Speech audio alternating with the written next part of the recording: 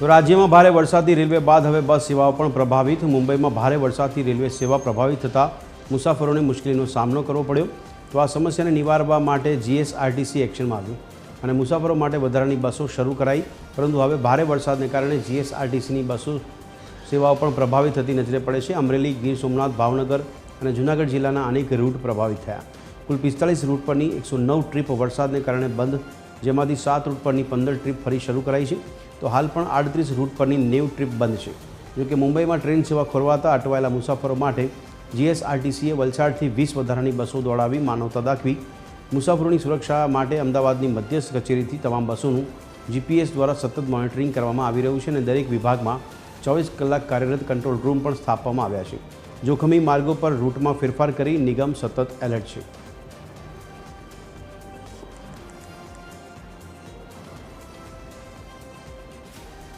Mumbai central और दक्षिण गुजरात में भारे वरसादना पगले रेलवे ट्रेक पर पानी फरी वळता रेल सेवा प्रभावित थवा पामे, जेना भागरूपे ट्रेनों ने वलसाड, वापी, बिलाड और संजाण स्टेशनों पर रोकी देवामां आवेल हती। त्यां मोटी संख्या में मुसाफरों ने असर थवा पामी, जेना भागरूपे निगम द्वारा वलसाड एसटी विभाग द्वारा तात्कालिक 20 जेटली बसों ने वलसाड, वापी, बिलाड और संजाण थी मुंबई बोरीवली सुधी दौड़ावी અને વરસાદને કારણે ટ્રેન વ્યવહાર બંધ થતા અટવાયેલા મુસાફરોને સહી સલામત સ્થળે ગંતવ્ય સ્થળે પહોંચાડવા માટે આયોજન કરવામાં આવેલ છે।